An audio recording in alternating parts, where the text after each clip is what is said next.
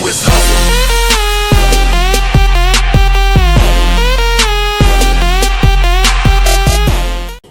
What's up everyone, it's you from BeastBros here, back at it with another WWE pay-per-view review, and yeah, I'm here to review Money in the Bank. Basically, it's first time I watched the pay-per-view live since like 3 years ago or something like that. I'm really tired and I want to get this up quick. So yeah, because editing times take a long time, you know. My laptop is a piece of shit, you know.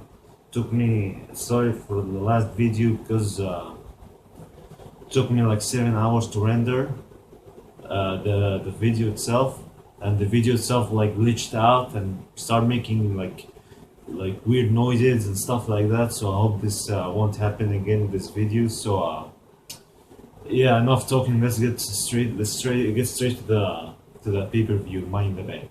So first match, actually there's a kickoff show, and I don't watch kickoff show because they're garbage, fucking stupid waste of time, you know. So I can give you a tip: don't watch the pre-show again or kickoff. I don't know why they changed the name.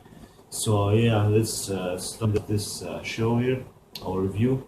So first match, it was Fatal 4-Way tag team between New Day, Vaudevillains, the Club, the Enzo Gas, and Big Gas. So basically the match was decent, you know, nothing special or anything like that. So basically the end of the match was kind of weird because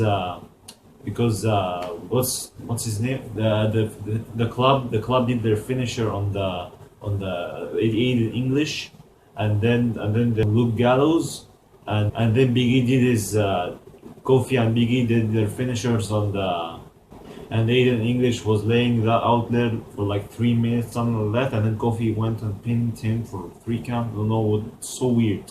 But anyway, New Day retained their title. If they're gonna keep on retaining the title for like next 2 months, they will be like the longest reigning tag team champions of all time in WWE. So yeah, here we go. So next match we have Dolph Ziggler versus Baron Corbin. Now this match I had low expectations, you know. I hope that the feud that they have now ends, you know. So I didn't really like them. I thought the match was decent, you know, nothing special. So they did what they had to do, you know. I like the fact that Ziggler went for not Ziggler. I like the fact that Baron Corbin was going for his finisher, End of Days, and then Ziggler like flipped in midair and then did a super kick, you know. That was really cool. But anyway, the finish of the match was when Ziggler tried to super kick Baron Corbin for the second time, but Baron Corbin grabbed Dolph Ziggler's leg and he basically reversed it into End of Days, and he picked up the win. So yeah, I think Baron Corbin needed that win, you know.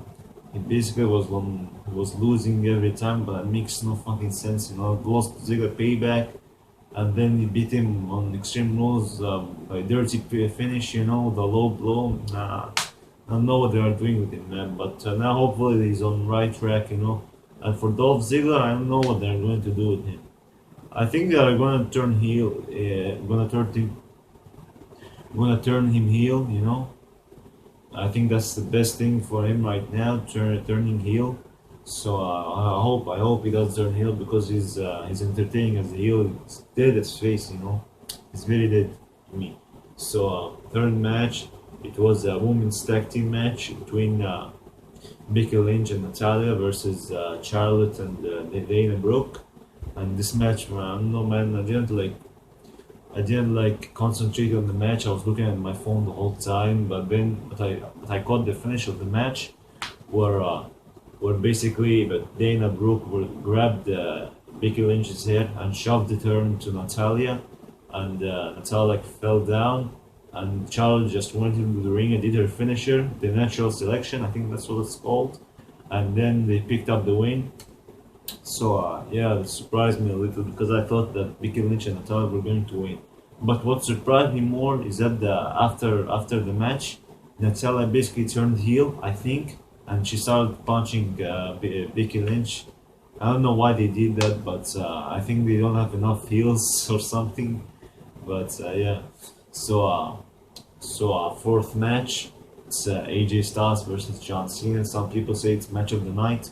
For me, match of the night was the main event of WWE title, but we'll get through that. We'll get to that in a later video.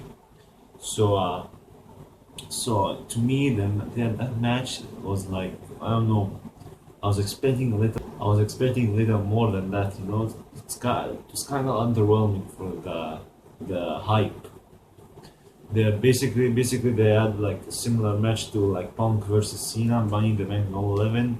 AJ Styles was like countering crazy moves, you know, crazy submissions, and Cena was like doing STF and stuff like that. So basically, I didn't like the finish of the match. Also, I don't know, man. The match itself was kind of disappointing for me.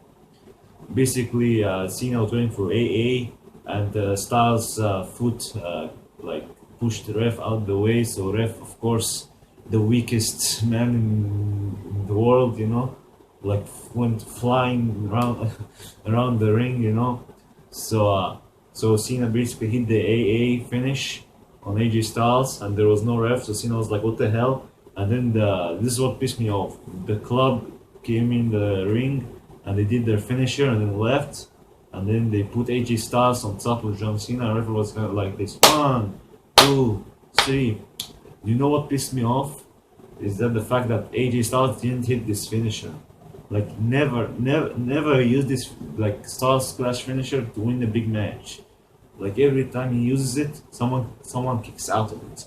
I don't know what's the point of having a finisher if someone's kicking it out. So much for protecting the finisher, WWE. Stupid idiots.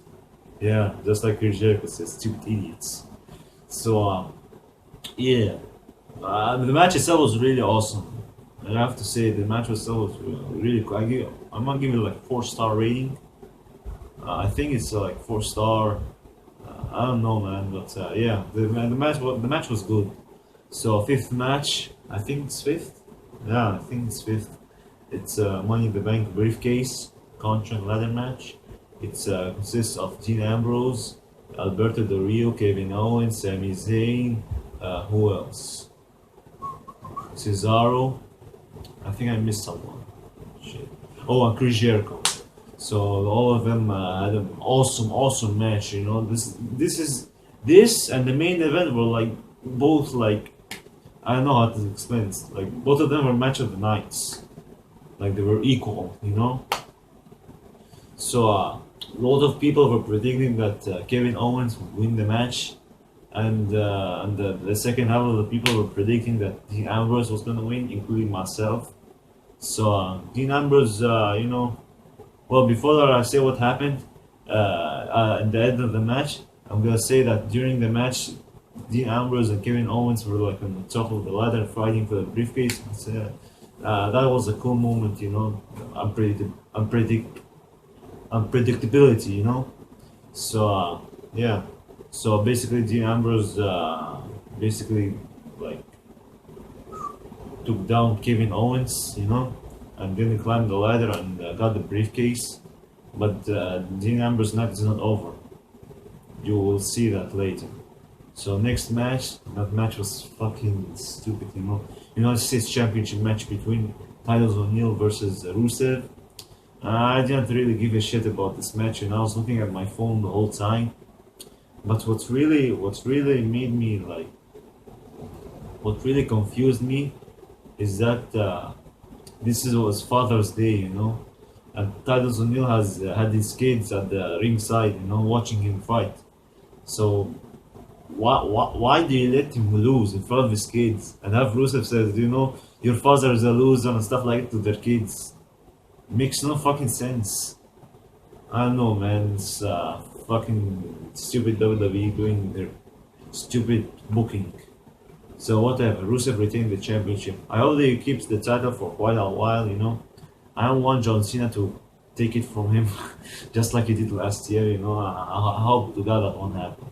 So next thing, main event. So the main event of the match was the champion Roman Reigns versus Seth. So the main event of the Money in the Bank was Roman Reigns, the champion, versus Seth Rollins. And personally, I was looking forward to this match. I thought the match would be boring and predictable and classic Roman Reigns match, you know. This basically, in my mind, I thought that Rollins would beat him up the whole match, and then Roman Reigns would do like one spear and win the match, you know. And maybe like the Money in the Bank winner will cash in later, you know. But I'll get to that. So when I first saw, like when the match started, I was looking at my phone, you know. I was like looking at tweets, you know, Facebook and stuff, you know. I want to see like people's reaction to Money in the Bank and stuff, you know. But then I said, no, I'm not doing that. I'm gonna try. I give it a try, you know. I'm gonna watch the match. So I'll tell you guys how I enjoyed this match. So basically, the match was a surprise for me. The match was fucking amazing. I would give it like 4.5 stars or 5, you know. So basically, the weird thing about this match is that Seth Rollins, he was wrestling as a baby face, and Roman Reigns is wrestling as a heel. I'll explain. So when usually when heels wrestle face, heels are like they're like aggressive, you know. They take the lead of the match. They like punch people and stuff. They don't give face a chance, you know, to come back. And that's basically what Roman Reigns did to Seth Rollins. He was even trash talking to Seth Rollins. I don't know why. Was that intentionally? But I really hope that Roman Reigns turns heel like tomorrow, right? Monday Night Raw or something, you know. I really hope that'll happen. So basically, the finish of the match was Roman Reigns going for the spear of his spear, you know, his finisher. And then while he was going for a spear, Seth Rollins jumped and did a mid-air pedigree. That was fucking awesome, man. That is really cool moment for this night, you know. Basically, Seth Rollins did mid-air pedigree, and then he was pinning Roman Reigns. And the referee was like 1, 2, and Roman Reigns kicked out. Seth Rollins can't believe it, you know. It's like, what the hell? And then he went for another pedigree, and the referee was like 1, 2, 3. Seth Rollins won the match. I was like, holy shit, man! Holy shit! Seth Rollins won! And yeah, man, it was really awesome moment. And the fact that there's one thing I don't like the match, is that why did Roman Reigns kick out mid-air pedigree? If Roman Reigns didn't kick out of mid-air pedigree, it would be so much cooler, man. But of course, Vince McMahon and his creative team have to make Roman Reigns look really strong. So yeah, that's why they let him kick out. So yeah, and I was watching the match. I was watching the celebration of Seth Rollins. You know, basically he said that he never lost the title and stuff like that. You know, and he was happy. You know, and then Dean Ambrose came out. Or at least his music hit. Seth Rollins was waiting for him. You know, he was waiting for him. He was looking at the stage, and the crowd was like happy. You know, like they were like chanting, like throwing cheers and stuff. So basically, Dean Ambrose came out from behind the briefcase and he hit Seth Rollins' face with it, you know, like headshot and stuff. So he gave referee the briefcase, you know, it looked super serious and stuff. So he basically did he went into the ring and waited for referee to ring the bell, and then he hit his finisher, you know, and it was like 1, 2, 3, and then Dean Ambrose is the champion, you know. So fucking cool, man. It's really awesome, man. What a turn of events. When I first heard about this pay-per-view, I thought the pay-per-view would suck, but then it turned out to be really awesome, you know. So yeah, if I would ever rate a show like this, I would give it maybe like 8.5. The reason why it's not like 9 or higher is because it lacked like really awesome moments like this one. Like for example, like Styles beating Cena clean, you know. I really want to see that, but it didn't happen sadly. But still cool, you know, that AJ Styles got the win here, you know. So, but at least it's a W, you know. Win is a win. So yeah, so I'm Yu here from BeastBro, and I'll see you next time. Peace.